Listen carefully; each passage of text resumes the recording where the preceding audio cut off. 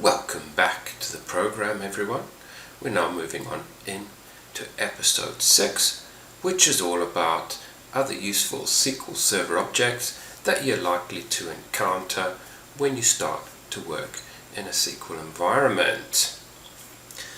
So let's see what we've got for you. The aim of this episode is, of course, to introduce you to these other SQL Server objects and to build on all the skills that you've learned so far in utilizing those objects. First part, we're going to cover views, then the second one, functions, and the third one, stored procedures. Now these are all very commonly used objects that you'll find in SQL Server, so we're going to have a look at those and get our head around those. In part 4, we're going to look at keys, how those are used in tables, and part 5 is all about indexes. And lastly, in part 6, we'll have a look at variable and temporary tables and how you can use those to help out your work. Righty then, let's head on in to part 1. Alright then, first things first, let's get on to the right database. We're still using wide world importers to help us out here, so we're going to change to that database there. And first up, we're going to have a look at views. So what are views exactly? Well, if you imagine, as we've been working through the course so far, if you wanted to save a block of code like I've written here, a little select statement, then we need to of course save it to our local drive using our save, etc. We'll save our query. So if we wanted to reuse that code later, we could then just simply load up as a new query and run that code off. But that code is simply stored as a SQL Server script on our local machine. What if we wanted to allow other people and other apps, etc., to use this specific code, and especially if it's going to be used over and over and over again? Well, we've got the view, which is basically a way that we can store a bit of code that we use on a regular basis in SQL Server itself. So just like here, where we've got tables that we've created and stored in SQL Server in our database, we can also create views. As you can see here, we simply type in create view, we've got our schema, dot, and then we simply name our view there. So pretty much just like what we do with a table, but of course we're not defining the columns in that. We don't need to, because we'll be creating a select statement which pulls from the various tables that we want to use. Now I've put in VW at the beginning. That's a pretty standard naming convention. Other companies might require you to put it in as V, type in view, or perhaps put in an underscore. All depends on the naming convention that the company you're working for uses in their coding standards. But what we're going to go for is the simple VW Sales 2015. Now if we did call it something like orders, then we might get an error because orders already exists as an object in the database, so it doesn't like reusing the same name there. I'll Control Z to get out of that. So this is completely unique. There's no table or anything like that of this name. Now we could of course simply called it VW orders because we've got the VW there, but we're going to name it something completely different. So the only thing you need to do to create the view, simply create view, schema dot what you want to call the view, and then you put the word as, and after as you can then crack on and write your select statement. And as you can see here, all we're doing is the typical join orders, invoice and invoice lines to bring these bits of data back, like you've seen many times in previous episodes. We've got our little where clause there, so let's have a look at the data. So for example, someone might have a spreadsheet where they can bring this view in to create some sort of report, and on a weekly basis they'll be updating the report, etc., etc. So what they might do is they'll need some sort of way to constantly bring in this data here on their own without you having to constantly run off the query and send them the data. They can do that themselves if they pop this view that we're just about to create into Excel, and then they can just refresh all and get the latest data. It'll rerun the view, for example. But what we're going to do is simply create the view to perform exactly this select query here. So let's go ahead and do that. Create view as select statement. If all's good, we have our commands completed successfully and our view has been created. Now if you scroll down here, we're just going to minimize tables. So we've gone into our database. You can see it's got a section on views. Expand that.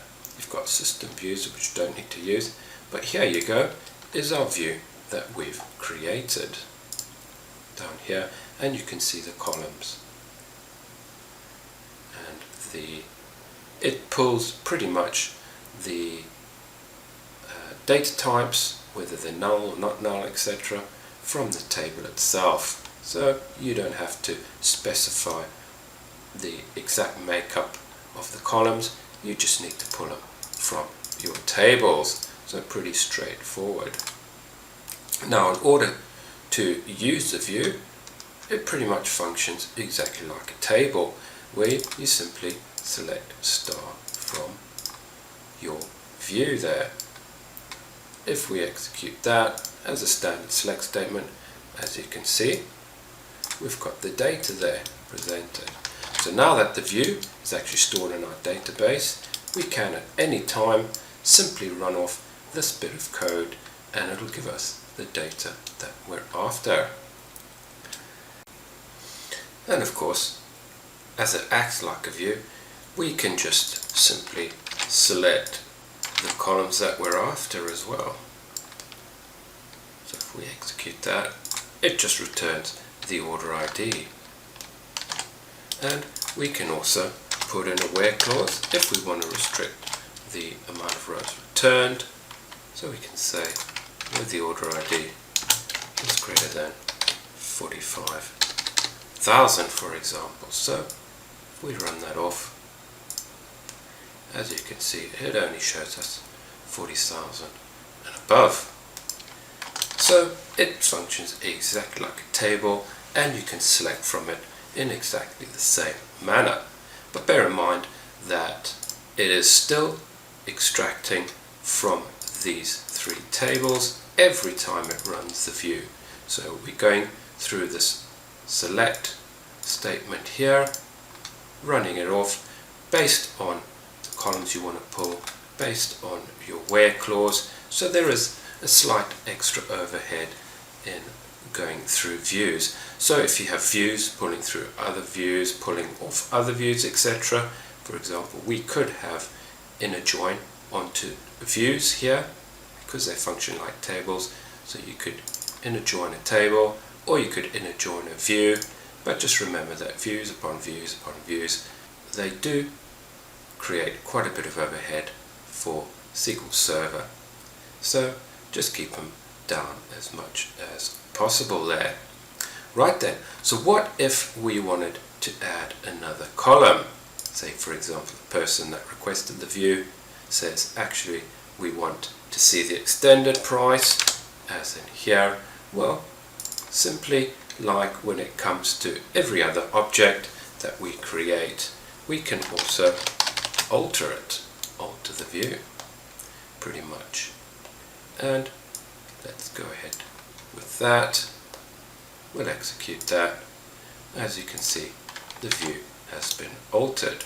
So if we select star from sales, our sales view, execute that, as you can see, we've now got our invoice amount. So whenever you want to add a column or change anything within the view, i.e. anything within the select statement, simply do an alter view with the code and off you go. Easy as anything. Right, you'll also note that it's got some red squiggles, invalid object name, etc, etc, and it can't find it there, although whenever we run it we have got it because we know we've just altered it, and that is because the SQL Server is not refreshed on all the objects, etc. So if you press Control, Shift and R, it will simply refresh the Object Explorer over there. So as you can see, all the red lines have disappeared and it now recognizes our view sales 2015 as an actual view. So don't worry too much when you know you've created an object and you see those red lines. Simply hold down Control Shift and then press R and it'll hopefully get rid of all those lines there. There are other ways that you can interact with objects as well from the Object Explorer. If I go across to my view here and I simply right click, so for example you don't have the script but you go to your Object Explorer to check it out, right clicking on that, you've got a whole lot of options. One of them is to script the view as, and you can script it out to create to and alter to, which is like we've just seen, create or alter to, and we've also got drop and create to. So let's check that out. If we open it in a new query window, let's just close that quickly. As you can see, it writes out the script for you. So obviously drop view, it'll drop it completely from the database, and then here's the create view script to recreate that. If we simply wanted to alter, then here you go. It's brought in exactly what we typed when we created it to begin with, and you can then alter the view then. So that's what you need to do. Easiest way to do that. If you don't have this block of code but you need to go into the view and amend something, you need to alter it or drop it and recreate it for whatever reason. So that's just another way. Going to the Object Explorer, right clicking, go to Script View As, and you've got all these options here to run off a new script for your altering the view itself. But if you still got the code, you can simply just change the command there at the beginning. Now, another thing you can do within your views is to order the data itself. However, because this is not normally done, it can be a little bit tricky to order the data that you want. So for example, if I alter the view and bring in that order by statement there, I execute that, as you can see it comes with an error. The order by clause invalid views, etc, etc, unless top offset for XML, etc is specified. So what you can do is simply type here top 100, so that'll return the top 100 rows. So maybe you might want to return the whole table, but this is simply one way to do it. So we alter the view, and as you can see, it's completed successfully. Another way to do that is if you want to return the entire data set, is to simply type here offset 0 rows. Now that'll tell it to sort everything by the order ID, and it'll force it through without giving an error. So we'll execute that. As you can see, command completed successfully. So now if we run off our view, you can see it takes a little bit longer now because we've got the order by, but we have all our data sorted by the order ID. And we can also sort by multiple columns, etc. And we will still need to put in the offset 0 rows, but we put that against the very last column that we're sorting by. So if you're sorting on 10 columns, 10 different columns with your comma, etc., you only need to put the offset 0 rows at the end of the very last column there. So let's go ahead and alter the view, and we will select from that view. So there you go, order by order ID, order date, etc., etc. So that's how you can order within the view. But the fact of the matter is that you don't really need to order within your view itself, mainly because when you select from that view, that's really when you should be using your order by. So let's get rid of all our order by within the view itself, alter that view, and now it's back to normal, and then we'll select from it, but in our select statement we'll do the order by there. So treating it exactly like a table, and we then sort it as a table from there. So order by within the views is bad, but you can always order by when you select from that view itself, and you saw those values popped up really quickly. Okay then, as with our normal select statement, with our view we can also bring in common table expressions, sub-selects, sub-queries, etc., etc. So using the example above, what we're going to do is we're going to bring in the average extended price, which we know is from the invoice lines as we've seen there. And to calculate any averages, we need to obviously do that within some sort of sub-select or common table expression, which we'll probably use in this example. So let's grab this code here.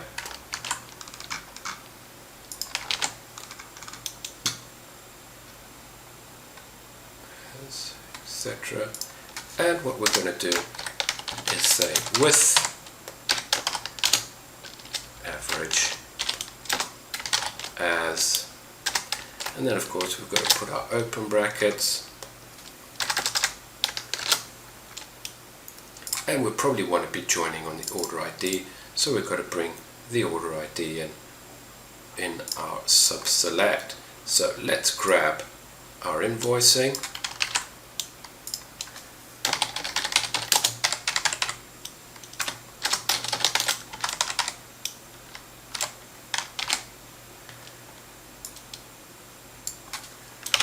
all I'm going to do is grab those tables there, because all we need is the average extended price based on the order ID. In fact, we don't even need to base it on the order ID, we just want the average extended price. So we'll simply pull just this table here, and we'll use our simple average, remember open close. We're going to get our extended price,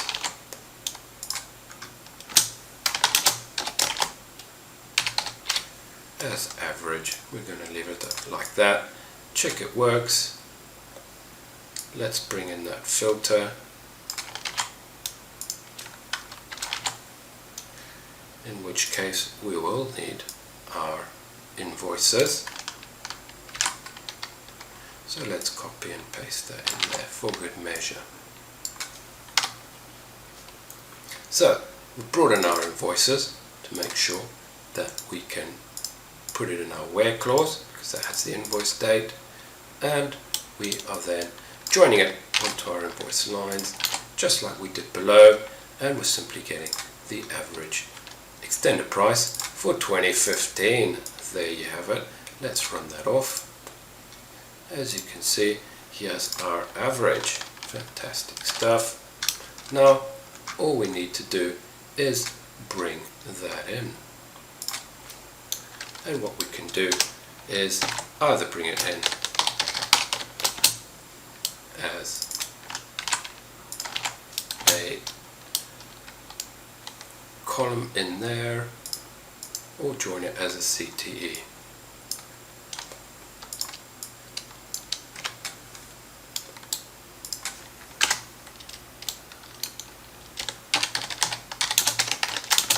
As it's a CTE, we're going to simply bring it in as a cross join to plug the average, which is single value, against every single line there. And you can see I started doing it as a sub-select, which you can do, simply just copy and paste that in there. But as we started as an average, we can do it that way as well. And there you have it. So, all we've done in our alter view, and don't worry about the red squiggles there, we can simply put a go there, and it completes that batch. So it brings in the alter view as a new batch. We're simply bringing in that cross join there, based off the CTE, which we've learnt in a previous episode. Let's run that off, see if that works. Happy days. And if we select from our sales view, we're getting the average popping in there against each row, because we cross-joined our CTE, our common table expression. So as you can see, it functions just like your standard select statement. All we're doing is putting that CTE in there. We could, of course, have popped it in. Let's get a little bit of formatting in there. I'll call that average 2, just to show you that you can do it in many different ways. It's purely down to you on how you wish to go about doing these things. It takes a little bit of time because we've brought it in as a column sub-select in there. So it's going through all these selects, running them off against each row in the table. As the seconds tick along, maybe not the best way to do it, so we'll probably just roll with the CTE in this case. Stop that, because it's just taking too long.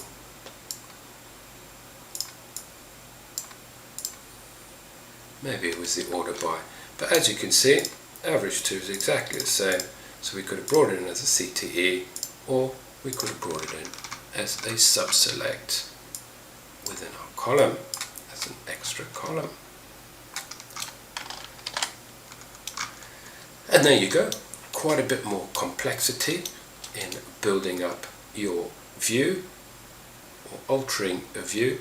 But if you imagine we just ignore this, this looks like a common select statement where we've got a CTE, or we've got a sub-select, bringing that one in there to get our different figures. So that's all a view is a select statement that's going to be used over and over again, and you want it stored within the database itself. Right then, there's a few exercises that you might want to give a try.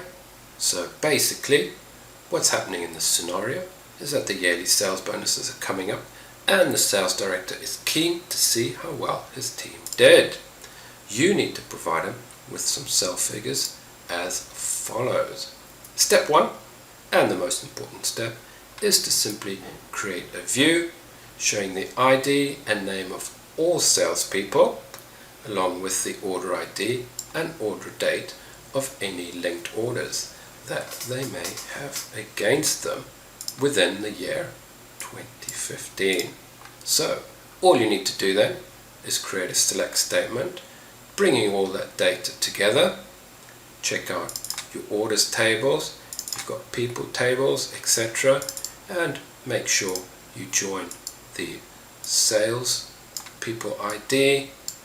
Make sure they join to the relevant order IDs. Bring in that data, and then once you're happy with your select statement based on 2015 order year, then simply add a create view onto the front. And once you've created your view, check that you can select from that view. And then step 2, just like we've covered up here, build a CTE or a subselect to bring in the total quantity and total value for each order in 2015. So you'll be using the sum command as opposed to the average that I put here, and you probably need to bring in a group by. So, do you want to give that a go? If so, pause the video and crack on, and then compare it to the code that I'm going to write in a second. Right, so first things first, sales figures as follows. Right, so all we need to do is create that view. So I'm going to create the select statement first before I even think about the view itself. Right, then all salespeople, so maybe that's a good place to start. Let's look at application people.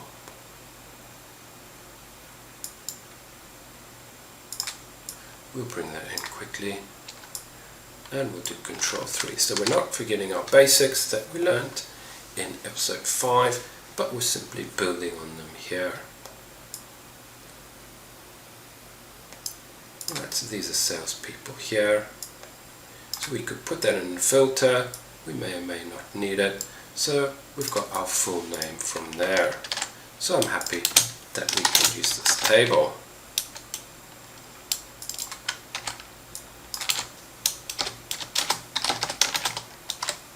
Full name. So that brings our salesperson's name, their full name, and we need the order ID and the order date of any linked orders that they have against them. So we'll need to be joining on the orders table, presumably. So let's bring that in, sales orders. We're going to call that O. Now, can we join that, these two tables together? We have a salesperson ID. Fantastic. So, all we need to do is salesperson ID equals the person ID. There you go. Probably don't need to bring in that little flag here is salesperson, because the system would have only linked salespeople to the people table when considering the orders. However, if we needed to make sure and you wanted to put that in, we can put it in as a where clause. So the salesperson equals 1, just in case, just to cover all bases. Probably won't need that, but that's how to use that little flag there. Okay, so we've got the full name, and we needed the order ID and the order date. So we've got those. Any other filters? Yep, within the year 2015. So we go where, and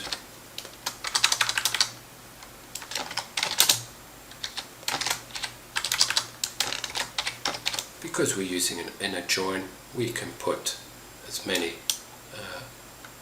filters here in our where clause.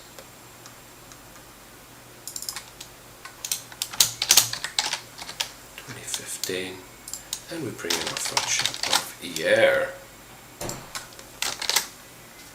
So there you have it. Really and simply, that's our select statement. Let's run that off. Check that we're happy with it. So we've got full name, etc. He has the different order IDs against that salesperson, and here's the order date. Looks like they're all in 2015, so I'm quite happy there. Fantastic stuff. Now simply create the view, the good old create view.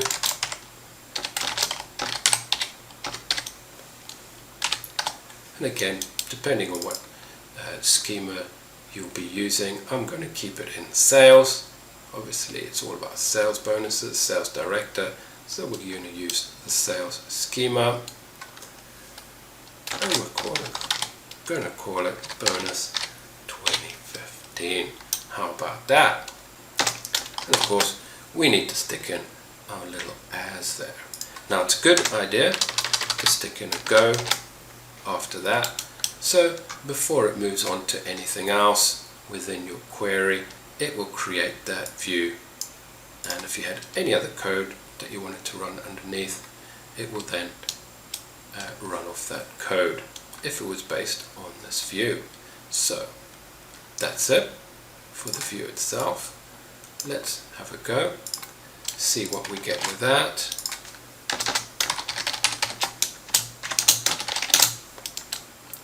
We'll select from the view,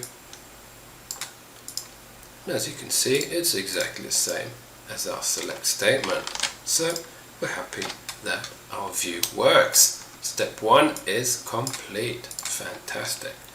Right then, on step 2, we just need to bring in CTE, total quantity and total value for each order in 2015. So we'll obviously be bringing it in against each salesperson, so we've got to take that into account. So it's average total quantity and total value for each order, so it'll be per sales person as well, so that will be our group by within our CTE. Now if it's a little bit confusing, or which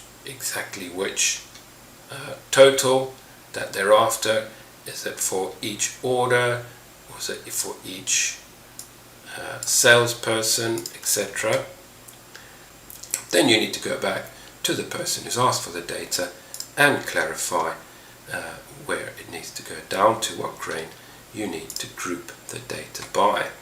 But let's go ahead and create that CTE very quickly, and we'll bring it into our view and alter our view. So what are we looking for then? Total quantity, total value for each order in 2015. We know that we'll need our orders table,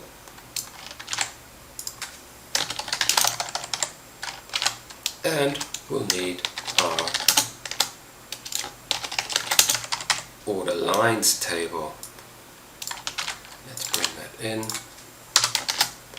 Order lines as L, and we know that we join it on order ID equals order ID.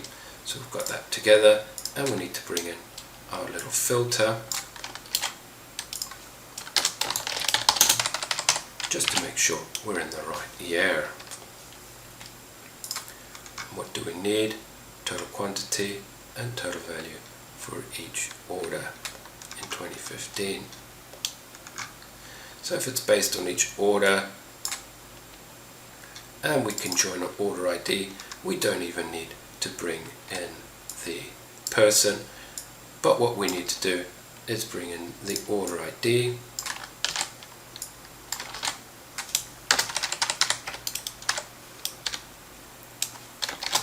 and then we bring in the quantity, and the value, as we know from looking at order lines, Control 3, the quantity times the unit price to give us our value.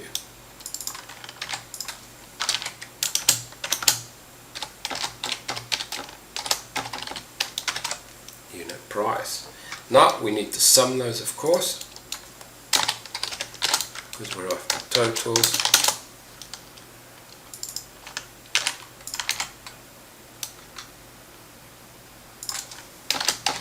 I'll call that total quantity.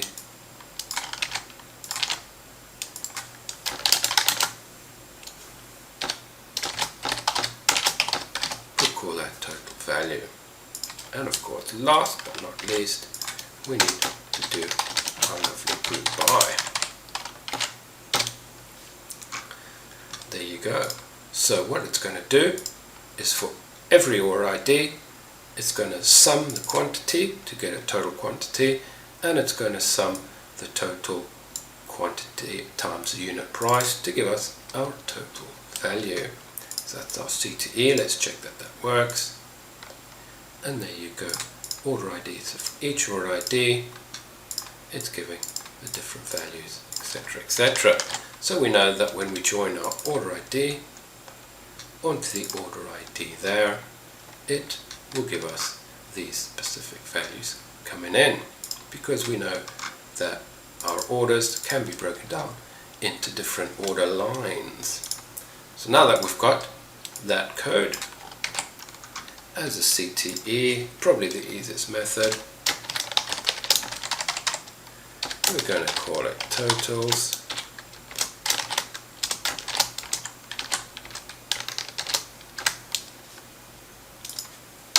That. So we're happy that it's all good. That's our CTE in there, and we're just simply going to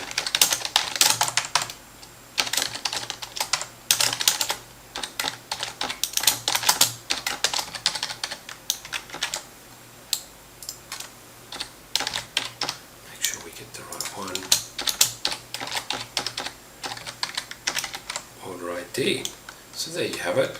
We'll be joining the order ID from our totals table, that we create on the fly in our CTE, with the order ID in our orders table there.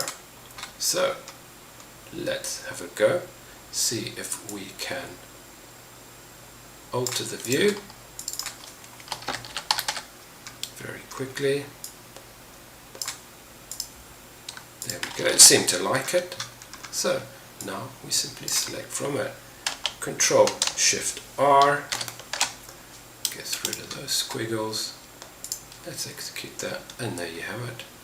Oh, what we've forgotten to do is bring in the actual columns.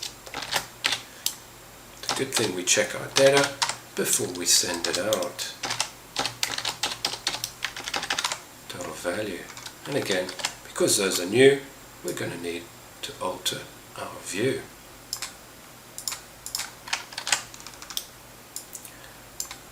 Let's select it, and there you have it. So in this order ID, and that's our salesperson, there were a total of 15 orders placed, items placed, with a total value of 397. And that's it, pretty much. Pretty straightforward. Start off again breaking it down into steps where you create your simple view, and then later, if you need to bring in any CTEs or sub-selects, you can bring those in and then simply just alter the view itself. So how did you get on with that? If you went for it and gave it a try on your own, I'm sure you got something similar to what I got here. But that pretty much is a views for you. The you can see the flexibility of the views, how to actually go about creating them. You've checked out where they're actually stored in the database. Pretty much straight away you've got a views folder here, and if I refresh,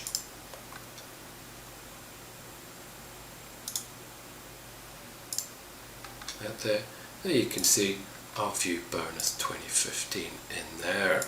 So all your views that you create will be stored and will be accessible within the database in the Object Explorer. Fantastic stuff. So views, very simple to create, very easy. Just do your select statement and build it up from there. Some of the downsides, of course, is if you're in adjoining onto views, selecting from views that contain other views, etc., etc. So you're daisy chaining those views, it can add a little bit of overhead. But these ones, where you're simply selecting straight off tables, pretty easy and efficient. Another downside about views is, as you can see, we've only got one main select statement that you can add.